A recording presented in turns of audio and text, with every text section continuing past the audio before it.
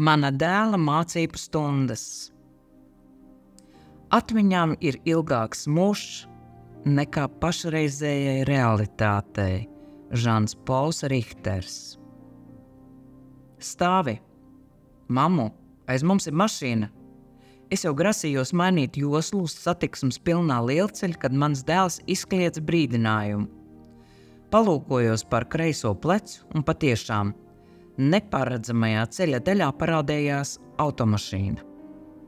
Džeisonam piemita dabiskas spējas izprast cilvēkus un īstajā brīdī pateikt īstos vārdus. Kad viņš ienāca mūsu dzīvē, viņa māsām bija 7 un 12 gadi. Un es domāju, ka esmu pārāk veca, lai audzinātu bērnu. Taču Džeisons ieradās, garantēdams, ka katram no mums iemācīs kaut ko jaunu, vai vismaz rosinās palūkoties uz dzīvi jaunā skatījumā. Kādā pēcpusdienā dēls pret mājas sienu daudzīja futbola bumbu. Kaimiņiene jau bija aizrādījusi, ka tas viņu kaitina.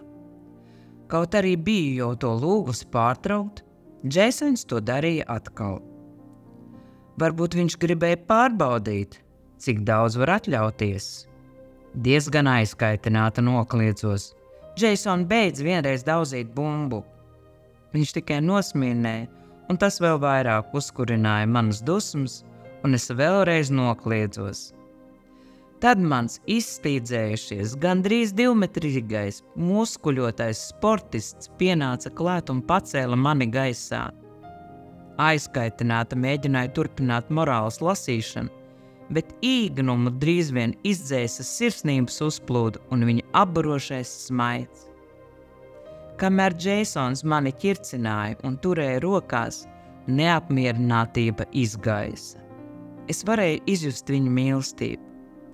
Tobrīd uz visu palūkojos ar dēla acīm, novērtējot Džeisonu, muļķīgo humoru izjūtu, iesmējos. Kādā citā dienā viņš aizgāja uz skolu dzeltenā džemperī, kuru bija iedevusi viņam.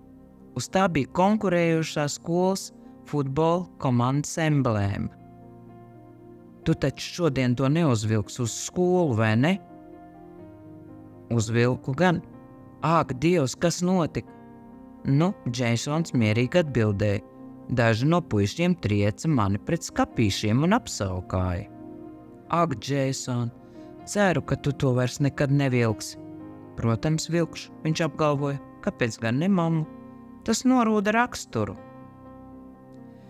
Dienā, kad Džeisonam bija vieglatlētikas sacensības, pirms došanās projām viņš man apskāva. Tas bija mūsu pēdējais apskāviens. Jau pēc stundas viņš zaudēja kontroli par savu automašīnu, un pēc pāris minūtēm bija miris. Pēc dēla zaudēšanas mēģinājuma rast līdzsvaru, dzīves jēgu un mieru bija lēns, mokošs un sarežģīts process. Pagāja 5 gadi.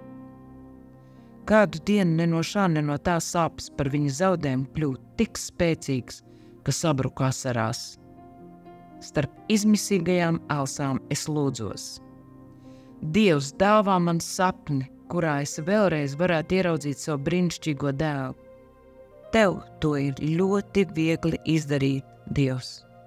Lūdzu, dāvā man šo sapni. Man dēla ļoti pietrūkst.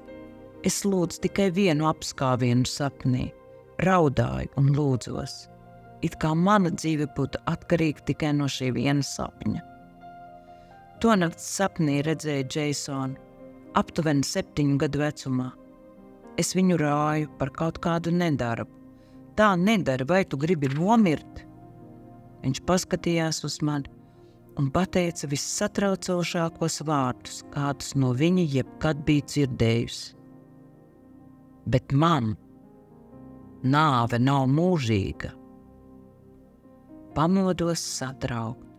Es nebiju saņēmusi savu apskāvienu, bet biju pilnībā pamodusies, un mana atausa gaisma. Man tika sniegts kaut kas daudz vai labāks. Džeisona vārdi piepildīja man ar cerībām un pārliecību par nākotni. Pat būdams miris, dēls man dāvāja vēl vienu mācību. kas bija labāka par apskāvieniem, līdz brīdim, kad mēs viens otru apskausim tur debesīs.